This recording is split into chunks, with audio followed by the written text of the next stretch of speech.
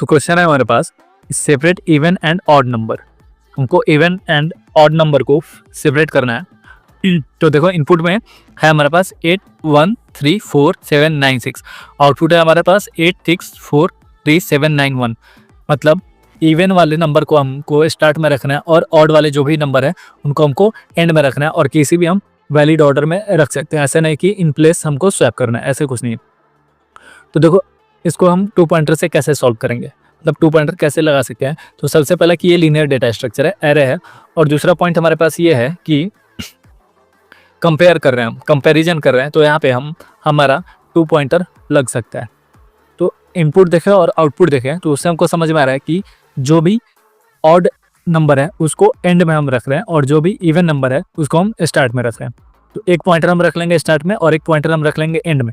तो पहला पॉइंटर हमारा आई हो गया, दूसरा पॉइंटर हमारा जे हो गया, और आई पे हम देखेंगे तो आई पे 8 है, तो आई इवन है, तो आई को हम मूव कर देंगे क्योंकि हमको इवन स्टार्ट में चाहिए। तो ऑलरेडी आई पे हमारा इवन है तो आई को मूव कर देंगे, और जे को मूव नहीं करेंगे। अभी जे को कब मूव करना है वो हम देखेंगे। देखो फिर आई हमारा मूव हुआ, आई पे अब 1 है और जे पे 6 है, तो आई पे ऑड है एंड जे पे इवन है। तो हम क्या करेंगे, स्वैप कर देंगे, आई और जे को स्वैप कर देंगे। तो उससे आई एंड जे को स्वैप कर देंगे और दोनों को मूव कर देंगे, आई एंड जे को स्वैप करेंगे एंड दोनों को मूव कर देंगे। तो देखो अब हमारे पास क्या होगा, 8 6, क्योंकि हमने स्वैप कर दिया था तो अब 1 की जगह पे 6 आ गया और 6 की जगह पे 1 चला गया, और दोनों आई एंड जे को हमने मूव कर दिया। तो आई पे अब 3 है एंड जे पे 9 है, तो आई और जे दोनों ऑड है, आई और जे दोनों ऑड है। तो क्योंकि हमको चाहिए कि ऑड को एंड में रखना है तो जे को हम मूव कर देंगे। अगर आई को हम मूव करेंगे तो ऑड हमारा स्टार्ट में रह जाएगा, और ऑड को हम फिर स्टार्ट में पीछे छोड़ चुके रहेंगे, तो हमारा प्रॉब्लम जो हमारा आउटपुट जो होगा वो गलत आ जाएगा। तो इसलिए हम जे को मूव करेंगे। अगर आई एंड जे दोनों पे ऑड है तो लास्ट वाला पॉइंटर जो है जे है उसको हम मूव करेंगे आगे की तरफ।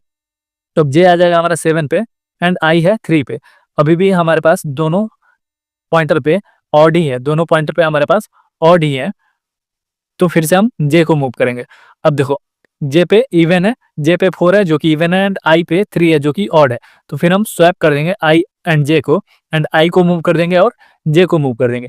जैसे ही ये दोनों एक दूसरे को क्रॉस करेंगे तो हमारा कंपैरिजन सक्सेसफुल हो जाएगा, क्योंकि हमने सारे एलिमेंट को कंपेयर कर लिया। जैसे ये दोनों एक दूसरे को कंपेयर करेंगे तो हम उस टाइम तक सारे एलिमेंट को कंपेयर कर चुके होंगे, तो अपने हम लूप से बाहर आ जाएंगे